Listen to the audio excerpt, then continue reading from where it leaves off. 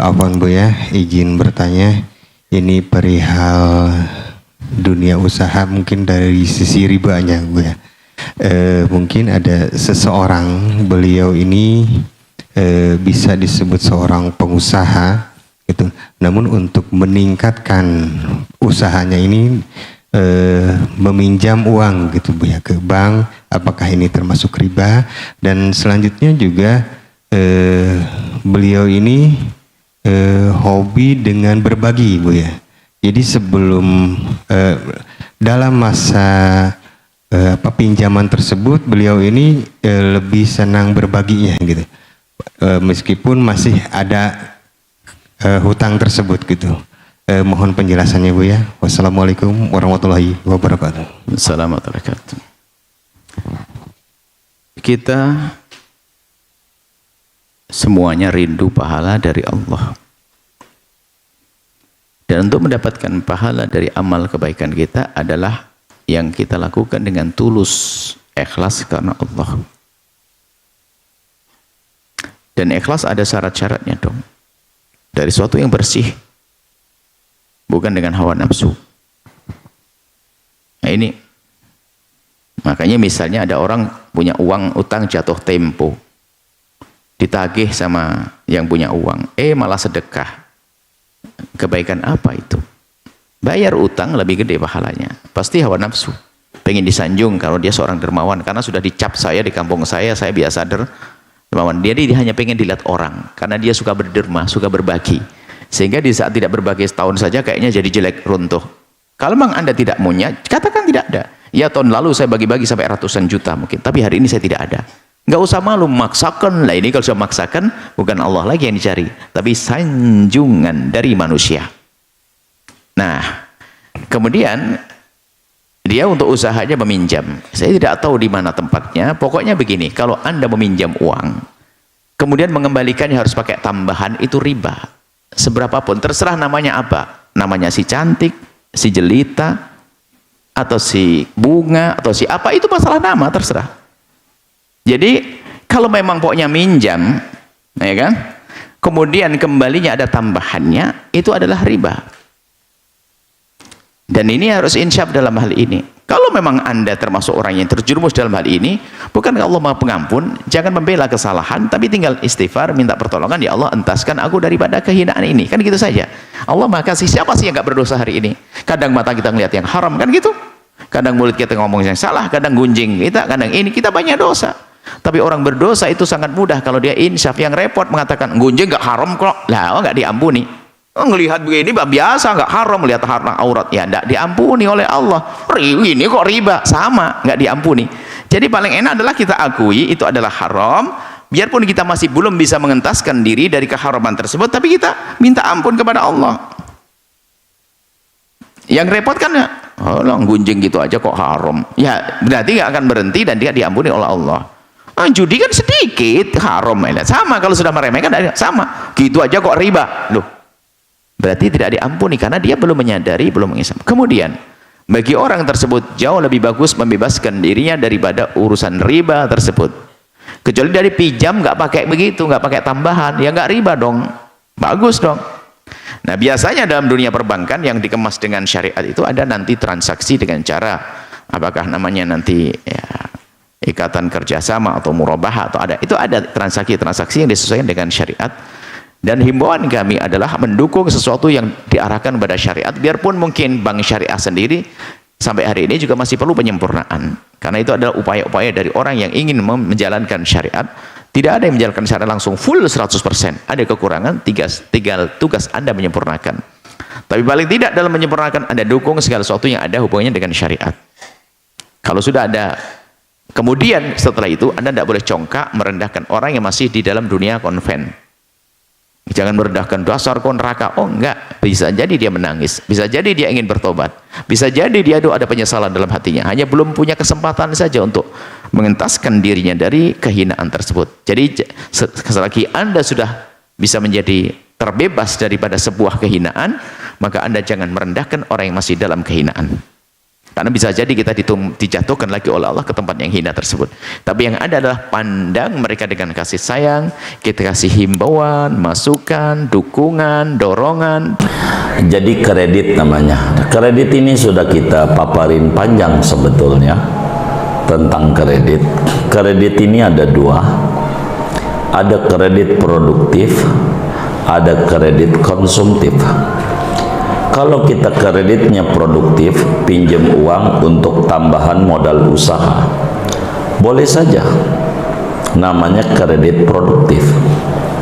Dalam Islam namanya disebut qirad atau mudharabah, bagi hasil, meski belum 100%, tapi boleh. Kenapa boleh? Lil hajah, karena hajat. Kita ngukur diri dah sebelum ngomongin orang, ngukur diri. Minjem modal usaha nih biar gampang. Jadi hukum itu agar supaya kita bisa memahami dengan benar, jangan dua hukum. Buat orang lain hukumnya A, buat diri sendiri B. Nah, ini namanya salah. Begitu hukumnya, pilih kasih dia. Begitu.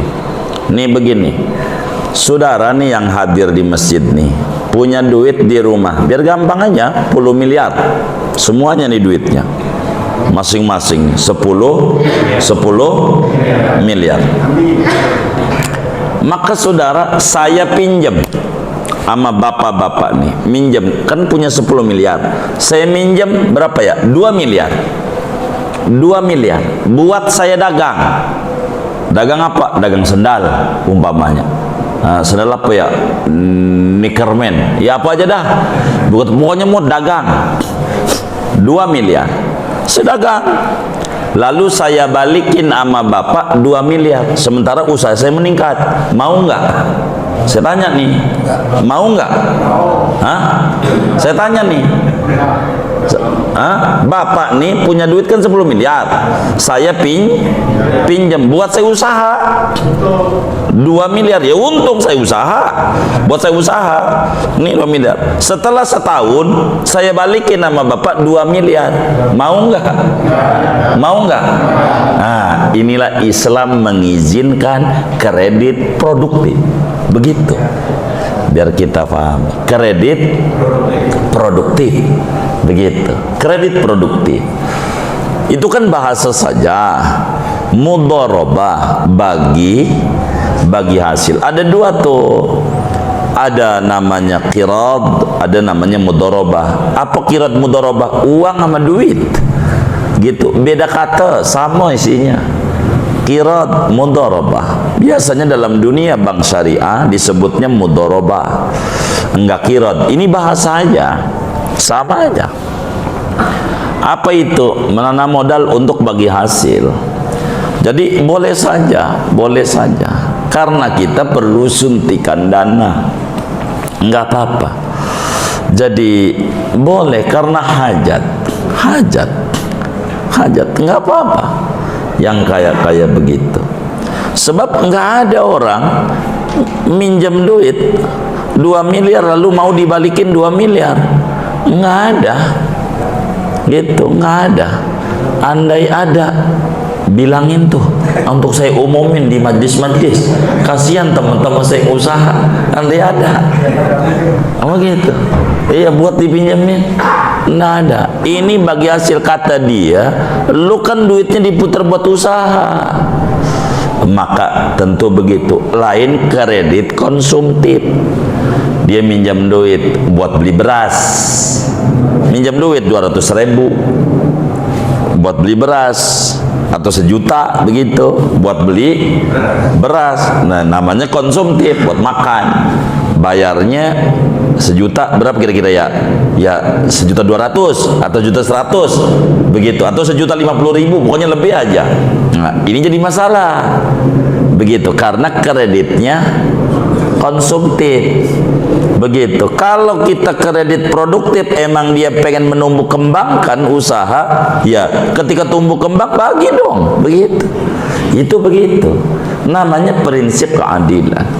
prinsip keadilan. Tapi panjangnya kayaknya siapa ini yang ngerekam ini? RTK juga ada. Gak usah ribet, nggak punya. Ada. Nah, itu saya panjangkan itu. Jadi kita harus pahami betul. Boleh saja kalau saudara usaha minta suntikan dana.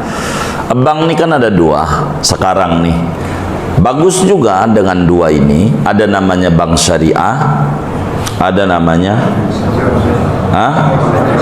konvensional. Kalau bank syariah ini enggak apa-apa. Tapi kalau ada orang ngomong NKRI bersyariah, ini dicurigai. Begitu. Itu dicurigai dia. Itu ya sudut pandangnya beda gitu. Padahal sama aja. Gitu, itu kan judul aja. Begitu. Apa itu bank syariah? Jadi saran kami kepada Pak Rahmat dari Malaysia ini, karena ada, mudah-mudahan kan ada juga bank Islamik begitu ya di Malaysia itu banyak kayaknya. Begitu. Kalau di Indonesia ada dua, ada bank syariah, ada bank konvensional. Minjemnya kemana kita? Kalau kita mau kemudian kredit produktif, saran saya kita lihat. Kalau kita termasuk orang yang ya usahanya baguslah begitu ya, begitu, maka kreditnya lewat bank konvensional. Karena konvensional itu bisa ditutup dengan perubahan, nanti akan ada pemotongan dengan sendiri. Kalau bank syariah udah flat dari awal sampai akhir, begitu. Maka bagi orang-orang yang ASN gitu atau yang kerja kantoran yang gajinya tetap, bank syariah lebih cocok karena dia enggak puyeng dengan IHSG namanya. Jadi indeks suku bunga dia. Biasanya bank konvensional 2 tahun flat, tapi nanti mengikuti suku bunga. Ini bisa fluktuatif. Kalau bukan orang usaha bakal bingung dia. Begitu, ketika fluktuatif. Sekarang cicilannya sekian, besok cicilan sekian, begitu. Tapi kalau bank syariah dia flat. Kalau sejuta istilah kata, sejuta terus. Begitu. Itu sebuah pilihan yang sangat-sangat bagus kalau buat saya gitu. Silakan saja kemana saja. Ngelihat dari sisi kemampuan kita gitu. Sama aja. Begitu, mau bank konvensional boleh aja, mau bank syariah juga silakan saja. Intinya kalau kredit produktif silakan saja. Kredit produktif itu silakan. Sebab haji aja nih, haji, saudara, kalau saudara pengen paham, haji kalau saudara bayarnya di awal sama di akhir, beda apa sama? Beda apa sama? Hah? Antara bayar ini udah pernah haji apa belum ya? Gitu. Bayar di awal sama di akhir, beda apa sama? Beda, pelunasannya beda. Karena mengikuti suku bunga. Gitu. Yang udah bayar duluan, yang kayak kemarin zaman corona udah lunas, dia mau 35. Begitu, karena dia udah close dia. Begitu.